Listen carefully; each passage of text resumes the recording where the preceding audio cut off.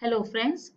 So once again welcome to my channel, and in this video we will continue our discussion on direct memory access, that is DMA. So see, last video we have seen the registers involved in the process. Now we will see the complete operation. So the complete operation, see, we know to do the communication we require the system bus, right? So CPU, IO device, memory, DMA controller, all are connected through the system bus. And right now the controller of the system bus is your CPU. Now see, the IO device, any IO device wants to perform one DMA operation. Then what it will do, it will place a DMA request to its controller, right? Because it is attached to a device, so it will first contact its DMA controller. Then DMA controller on behalf of this device will place a bus request line to the CPU. Means it will place a DMA request to the CPU. The name of the signal to place the request, some processor says it hold, some processor takes it as a bus request line, that is BR, right? BR, BR, BR or bus means hold, meaning is same only. Basically DMA controller is asking CPU for the control of the system bus. Then during that time CPU was doing something. Doing something means it was executing some instruction. It will terminate that instruction. It will not completely execute the instruction, rather it will terminate the instruction. So suppose in my instruction your fetch, so see, for the instruction that fetch, decode, then your operand fetching from memory, execute, writing the result back to the memory, many stages are there. Suppose you are in the decoding phase, right? During that time, the CPU has seen the DMA hold request, means the DMA request. Then it will completely execute this phase only, and all these will not be executed. That means the current instruction will be terminated. That means the DMA request has a higher priority and response to DMA has a lesser latency compared to your interrupt. In case of interrupt, you know, once one interrupt request comes, we completely execute our instruction. Then only we used to respond. So there the latency will be high, here the latency will be low because priority is more. Done.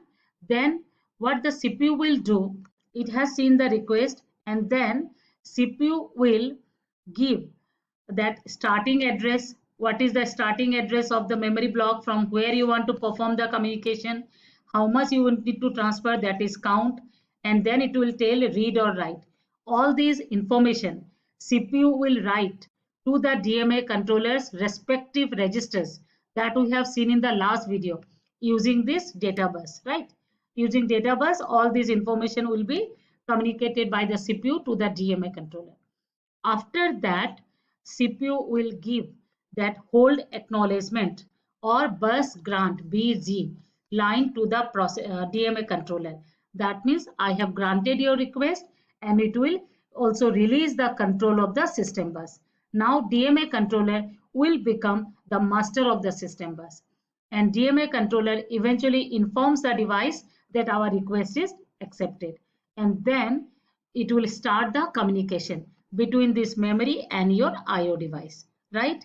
And whenever the communication is going on, it will start from the starting address, whatever starting address CPU has given.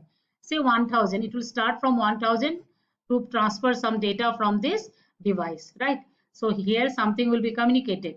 After that, suppose initially count was 40, then it will become 39, as well as this one will be also become 1001. Then the next data will go to this location. Like this we used to do the communication. That means for every unit transferred we used to increment the address and decrement the count. And once the count value becomes 0, then the operation is completed, the operation is done. Then what the DMA controller will do, it will set the done flag to be 1, indicating that this DMA operation is over. Then it will generate one interrupt to the CPU informing that I have completed my operation, now you can take the control of the system bus. So whenever DMA controller sees one interrupt request from the DMA controller, it will take back the control of the system bus, right? And whenever the system bus control is with DMA controller, it will appear to the CPU as if this system bus is electrically disconnected to the processor. That means it will be in high impedance state for the processor. And the controller of the system bus during that time will be the DMA controller. Right? So see, whatever I have said in sequence, I have written it. When transfer of data between peripheral and memory is needed, the peripheral places its request to the DMA controller attached to it. Where it is attached? In the IO interface. The DMA controller sends bus request or hold signal to the CPU for releasing the control of the system bus. Because whenever the DMA operation will be going on, that time processor will not be involved. DMA controller will take care of the whole thing. Means generating address, generating signal, everything. Right? So it has to use the system bus. For that, it is asking the control of the system bus to the CPU. The CPU responds to it by terminating the current instruction. Please take care of this terminating. Means we will not completely execute the current instruction, rather we will terminate it. Then next, CPU initializes the DMA controller by sending the following information through the data bus. That already I have seen in the last video. The starting address of the memory block where data is available for read operation, or the data need to be stored for a write operation. Write operation means it is coming to the memory. Read operation means the data is going from the memory, right? So next is the word count. That is which number of bytes, means which not means what is the number of bytes, not which. This is wrong. This is number of bytes.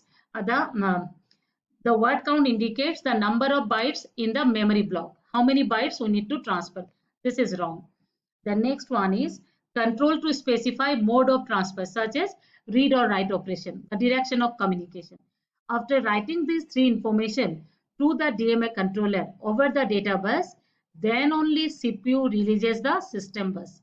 Before that, it will give it the bus grant signal to the DMA controller, and eventually it will release the control of the system bus. Now, the system bus controller is your DMA controller.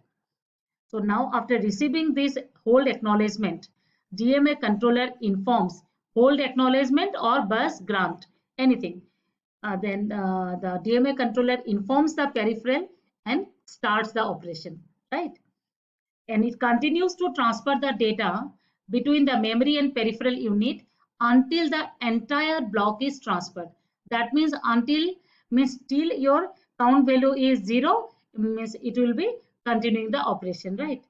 Then for each transfer, memory address will be incremented and word count is decremented, because every time new address has to be there, otherwise we will be overwriting the content, right? So when the count becomes 0, no more transfer takes place. 0 is my stopping condition, right? And after that, after the transfer is over, the DMA controller sends an interrupt request to the processor. And in response to this interrupt, not interrupts, in response to this interrupt, processor takes back the control of the system bus. Then again, normal operation will continue. Now the controller of the system bus is your processor, and as if nothing has taken place in between, like that normal life will continue, right? So hope this DMA transfer is clear. Basically what we are doing, the device will place the request, then the DMA controller will place the request to the processor.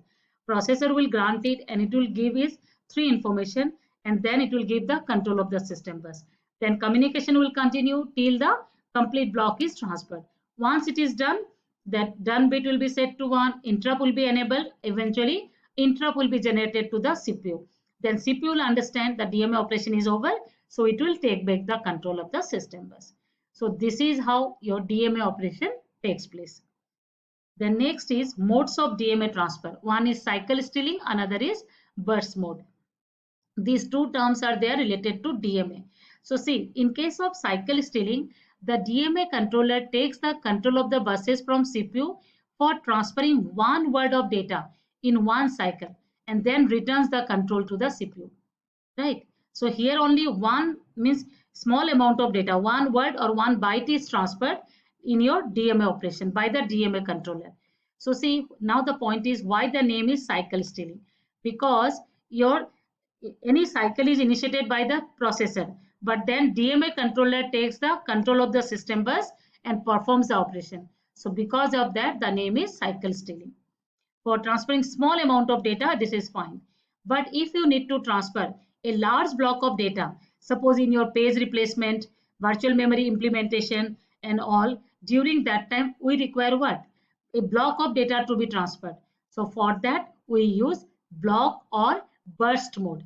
In case of burst mode, exclusively for a certain period of time, DMA controller will be the master of the system bus, transferring a block of data between the memory and the peripheral without CPU's interruption, right? So that is block mode or your burst mode. So this much is there about your DMA. Basically, we have discussed what it is, how the operation is done, and to support the operation, what are the registers are there, and the modes of DMA operation. So this much is there for DMA. Hope you have understood whatever I have explained. And if it is so, then please do not forget to like my videos and subscribe to my channel. Thank you. And this is by this we have completed our IO chapter. Thank you.